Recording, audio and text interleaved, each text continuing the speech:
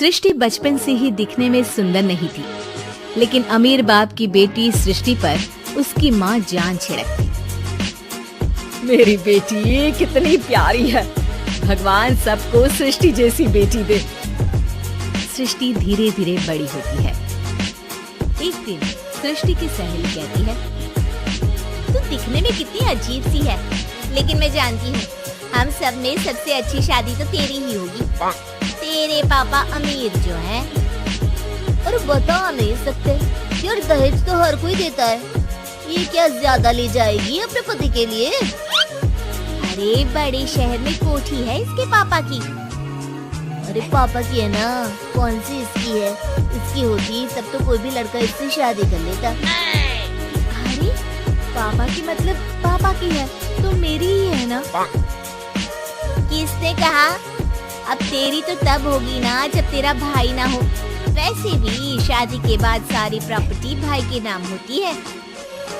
सृष्टि समझ जाती है कि उसे किसी भी हालत में माँ बाप की सारी प्रॉपर्टी को अपने नाम करना है, लेकिन कैसे?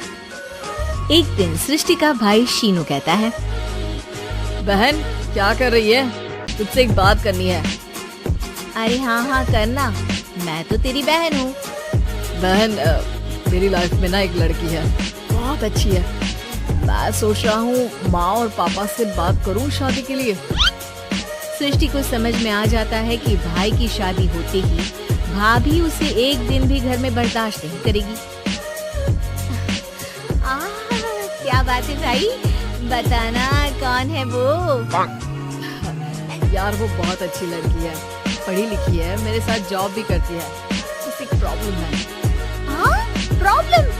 क्या प्रॉब्लम है भाई? यार वो शादीशुदा है, लेकिन उसके पति ने उसे सिर्फ इसलिए छोड़ दिया क्योंकि उसके माँ बाप दहेज नहीं दे पाए। सृष्टि ये सुनकर न जाने क्यों खुश हो जाती है। अरे भाई तो क्या हुआ, लड़की तुझे तो पसंद है ना? शीनू को लगता है कि बहन उसे समझ रही है। वो इस बात से अनजान होता है कि उसकी बहन की मंशा पूरा घर हड़पने की है। सृष्टि अपनी माँ से कहती है, मम्मी मुझे तो बहुत चिंता है, पता है शीनू क्या कर रहा है? अरे क्या कर रहा है? वो तो काम पर जाता है और वापस घर आता है। नहीं ना माँ, वो यही तो नहीं कर रहा, बाकी सब कर रहा है। आपको पता है उससे प्यार है, और वो भी एक शादीशुदा लड़की से। ये क्या हो गया? मैं सोसाइटी में क्या मुंह दिखाऊंगी? अरे तेरे पापा तो यही कहेंगे कि मैंने ही उसे बिगाड़ दिया है। माँ देखो, मेरी बात मानो, पापा पर भी विश्वास करने की जरूरत नहीं है। अब आप ही बताओ, पापा इतनी देर घर के बाहर रहते हैं क्यों? बोलो। अरे बेटा वो तो नौकरी करते हैं ना। तू बहुत भोली है माँ, पापा का ऑफिस तो 7 बजे खत्म हो जाता है, लेकिन देखो कितनी देर से आते हैं। अरे नहीं बेटा, ऐसी कोई बात नहीं है। सृष्टि माँ को एक औरत से बात करते पिता की फोटो दिखाती है। देखो माँ कैसे हैं पापा, मैं ना कहती थी कि पापा सही नहीं है। मैं तेरे पापा से बात करूंगी, दे फोटो मुझे। ओ माँ, वो तो डिलीट हो गई। लेकिन चल, तूने तो देख लिया ना, पापा से बाद में बात कर लेना। और हाँ, मेरा नाम बिल्कुल मत लेना। हाँ माँ। अब क्या था, सृष्टि के माँ और पिता के बीच झगड़ा होना शुरू हो जाता है। सृष्टि के मन में क्या चल रहा था कोई नहीं जानता था। एक दिन, माँ सृष्टि के लिए एक लड़का देखा है, वो लोग शाम को उसे देखने आने वाले हैं। और हाँ माँ, एक खुशखबरी, मैं और पापा मिलकर एक नया बिजनेस ट्राई कर रहे हैं। शाम को लड़का आता है, सांवले रंग का। सृष्टि को तो बिल्कुल भी पसंद नहीं आता। लड़की की माँ कहती है, लड़की का चेहरा तो कोई खास नहीं, लेकिन अगर मेरे बेटे को आप लोग सेटल कर दें तो मैं उसकी शादी आपकी बेटी से करवा दूं। सृष्टि को लड़का बिल्कुल पसंद नहीं था। उसे भाई पर गुस्सा आ जाता है। लड़के वालों के जाने की बात कहती है, माँ देखा शीनू मेरे लिए कैसा लड़का लेकर आया, न दिखाने लायक न सुनने लायक, सेटल भी नहीं, वो भी हम करे। अरे माँ मैं जानती हूँ ये मेरी शादी किसी भी घर में क्यों करवाना चाहता है? अरे कैसी बात कर रही है बहन, तूने तो देखा ना, लड़के को मैंने ही मना कर दिया तुझसे शादी के लिए। जिसने लड़का बताया था उसने उसकी बहुत तारीफ की थी। बात आई गई हो जाती है, लेकिन सृष्टि का मन शांत नहीं होता। क्या करूं, कुछ समझ में नहीं आ रहा। मेरी शादी हो गई तो ये लोग पूरी प्रॉपर्टी शीनू के नाम कर देंगे। मेरे हाथ तो कुछ लगेगा ही नहीं। तभी सृष्टि को आइडिया आता है। वो किसी वकील को फोन करती है। जी देखिए, अगर आपके मम्मी पापा का तलाक हो जाता है तो आपके पिता की आधी प्रॉपर्टी आपकी माँ के नाम हो जाएगी, फिर उसे वो किसी को भी दे सकती है। सृष्टि अब माँ को बेटे के खिलाफ भरती है।